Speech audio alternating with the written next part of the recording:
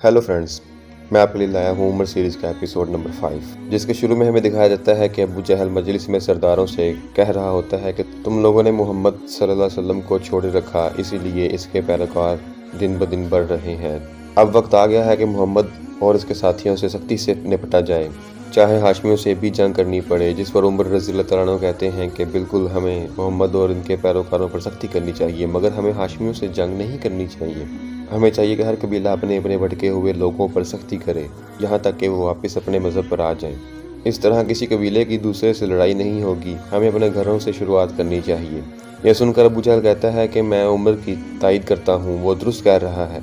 जिस पर अबुल वलीद कहता है कि मैं मोहम्मद से खुद जाकर बात करूँगा और इसे दौलत, सरदारी और औरत का लालच दूंगा ताकि वो इस काम से पीछे हट जाए। फिर अबुल वलीद मोहम्मद सल्लल्लाहु अलैहि वसल्लम के पास जाता है और इनसे कहता है कि क्या आप अपने दादा अबुल मुतलिब से ज़्यादा बेहतर हैं जो इनके खुदाओं पर तनकीद कर रहे हैं? अगर आप खुद को अपने बाप दादा से बेहतर समझते हैं तो बताइए आप क्या चाहते हैं?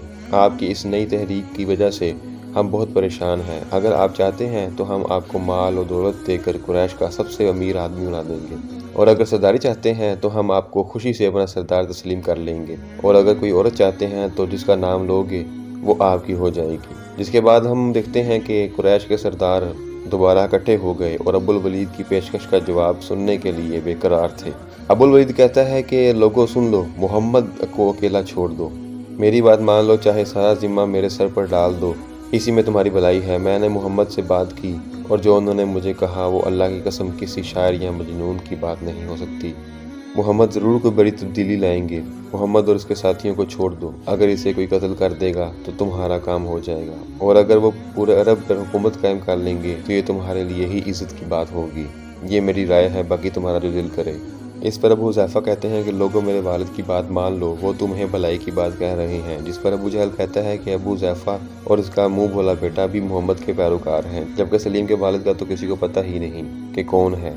जिस पर अबू हुज़ैफ़ा रज़ियल्लाहु तआला अन्हु अबू जहल को गिरबान से पकड़ के कहते हैं कि तुम्हें मालूम है कि अब ये मेरा बेटा है। जिस पर अबू जहल अबू हुज़ैफ़ा पर हाथ उठाता है और अबुल वलीद बीच में आकर लड़ाई रोकता है और अबू जहल को डांटता है। जिस पर अबू जहल कहता है कि सलीम तो तुम्हारा बेटा नहीं, तो कम से कम सलीम ही हमारे वाले कर दो। जिस पर अब्दुल वलीद कहता है कि अब मैं इसका दादा हूँ, तुम जाकर अपने भाइयों की खबरगिरी क्यों नहीं करते जो मुसलमान हो गए हैं। अबू जहल अपने भाइयों को पकड़कर एक कमरे में बंद कर देता है और उमर से ये कहकर चला जाता है कि इनसे अपने तरीके से निपटो। अबू जहल का भाई उमर से कहता है कि मुझे यकीन है कि तुम ज़रूर इस्लाम कबूल कर लोगे और हम इस्लाम में भी तुम्हारी पैरवी करेंगे। तुम जैसा अच्छा शख्स इस्लाम से दूर नहीं रह सकता।